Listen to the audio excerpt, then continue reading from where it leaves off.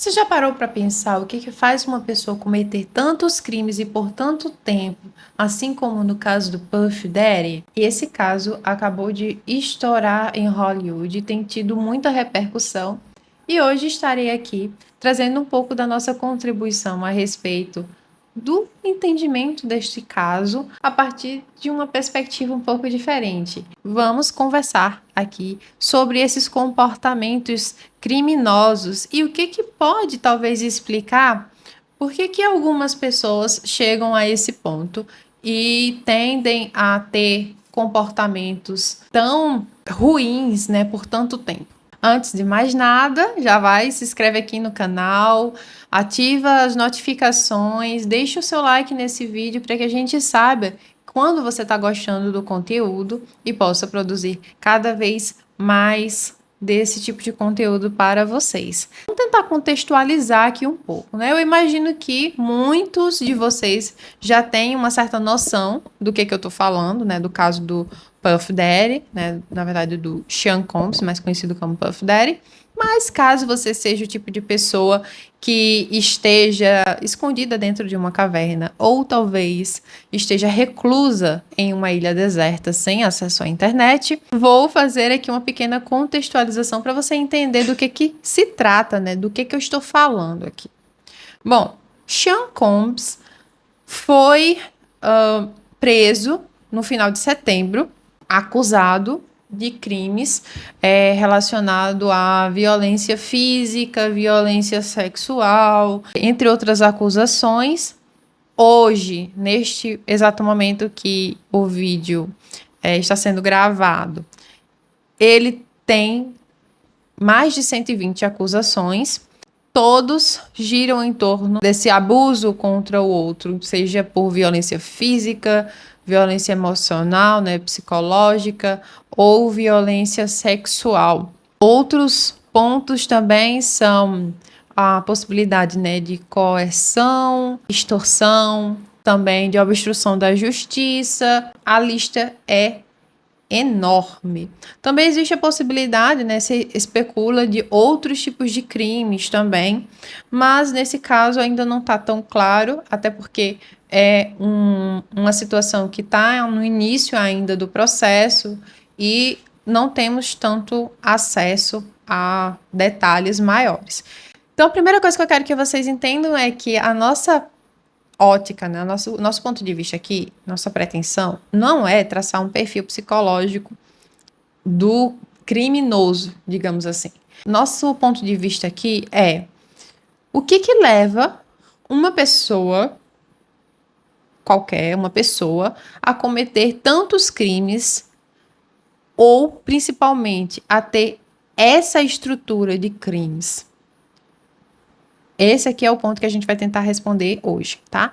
Dentro, né, desse caso, o que a gente percebe? Uma facilidade ali, né, de manipular, de controlar, de coagir, uma certa perversidade, né, em relação ao sofrimento ou ao que o outro possa vir a sentir. E também uma vontade, né, um desejo de controle, de poder, que pode ser de influência, mas às vezes o poder mesmo do que o outro vai fazer. Essa percepção, às vezes até mesmo, de manipular o outro, coagir o outro a cometer determinados delitos também. Dentro dessa perspectiva, a gente vai poder olhar para esse ser humano, né? Quem é essa pessoa? Como é que ele chegou a esse tipo de comportamento? Isso é um padrão? Isso aconteceu de forma única, esporádica?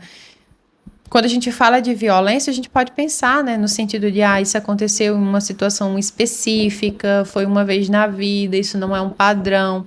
Mas quando a gente percebe décadas de acusações e de crimes sendo cometidos, a primeira coisa que a gente vai perceber existe um padrão aqui.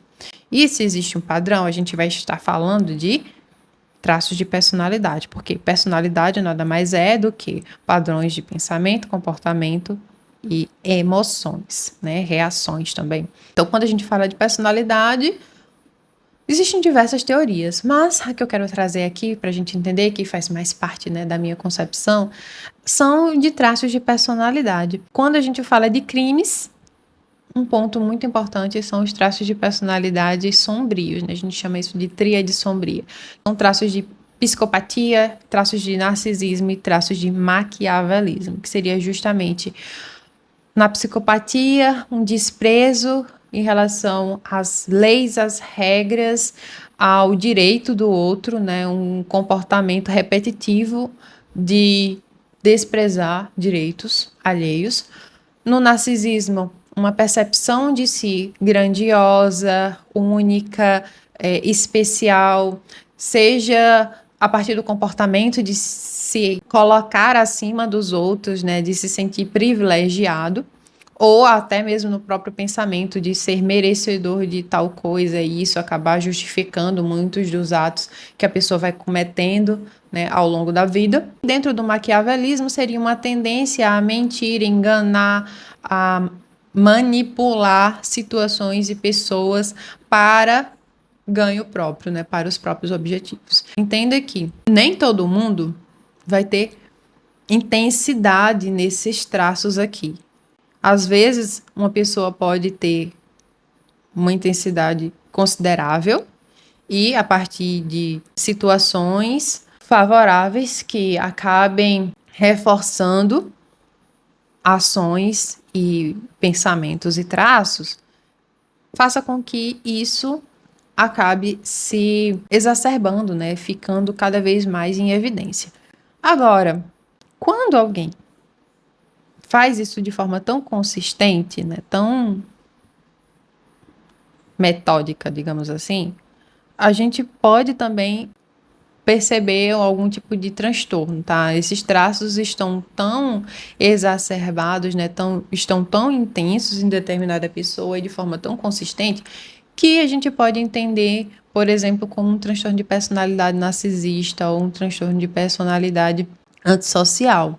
Isso não quer dizer que qualquer pessoa que tenha um transtorno de personalidade narcisista e um transtorno de personalidade antissocial vai estar cometendo a mesma magnitude de crimes. Existem casos e casos aí que a gente consegue observar isso. Talvez alguns delitos, algumas infrações, sim, podem estar ocorrendo quando a gente tem a presença de traços de personalidade da tríade sombria de forma mais intensa, mas não necessariamente nessa magnitude. E por isso vem uma outra ênfase, né? Uma outra perspectiva que precisa ser levada em consideração quando a gente vai avaliar essa conjuntura, que é o ambiente. No ambiente onde os principais crimes, né, ocorreram, é um ambiente permeado de poder, influência, e talvez até mesmo uma permissividade em relação à questão do privilégio, né? De ser a pessoa poderosa, de ser uma pessoa influente, de ser uma pessoa que talvez tenha esse valor, essa ideia de que tudo é permitido como valor, facilitado não o traço de personalidade em si, mas a expressão desse traço. Porque uma coisa é você pensar, você desejar, outra coisa é você executar. E essa questão da execução faz com que ele alimente cada vez mais, por exemplo, a ideia de que, sim, ele está acima de tudo, ele está acima da lei, intensificando, né, a expressão, por exemplo, do traço narcísico ou do traço de psicopatia. Então, o ambiente também é muito influente nesse tipo de situação. Outra característica que é igualmente importante levar em consideração é a questão da relação de poder. Porque se a pessoa está dentro de uma realidade de ascensão, ela ainda não vai ter como comprovar essa situação de que eu estou acima de tudo, logo eu posso acabar e escalando cada vez mais nos meus delitos. Quando existe essa relação de poder, onde a pessoa está no topo, isso facilita bastante, isso traz uma maior consequência né, em relação a esses tópicos. Então, dessa forma aqui, o que é importante a gente perceber? Que, na verdade, não temos uma razão única para determinados tipos de crimes acontecerem. Na verdade, é uma junção de diferenças individuais, que seriam esses traços de personalidade, com situação ambiental, quais são os componentes, quais são os valores deste ambiente onde essa pessoa está inserido, o que está sendo reforçado, o que está sendo punido, né? O que está sendo valorizado aqui? Quais são os tipos de traços que estão sendo valorizados aqui nesse local? E, por último, a relação de poder. Que degrau dessa organização aqui, dessa sociedade, né, desse pequeno núcleo aqui onde eu estou convivendo, eu estou. Eu estou em uma relação de poder para com o outro, onde eu tenho mais possibilidade de decidir sobre o que é certo ou errado, ou eu estou submetido a essas regras. Quanto mais a pessoa estiver num lugar de poder, mais fácil será para ela exercer os valores que ela tem. E quando eu falo em valores, não necessariamente é na perspectiva positiva, mas na perspectiva do que de fato é importante para aquela pessoa. Então, combinando esses fatores entre traços de personalidade ali sombrios, um ambiente que talvez possa ser mais permissivo, que facilite a ideia de grandiosidade, de privilégios e uma relação de poder entre as pessoas ali, vai trazer um contexto que possibilite essa estruturação, né, de crimes e que facilite uma continuidade, que no caso não foi uma acusação, não foram duas, mas foram diversas acusações. Um outro ponto que eu acho muito importante trazer é que, dentro dessa visão de relação de poder, não vai ser só afetado o comportamento da pessoa, mas distorce também a percepção do mundo. Então, imagine que aquela pessoa não tinha ali um traço de personalidade narcisista, por exemplo, não tinha.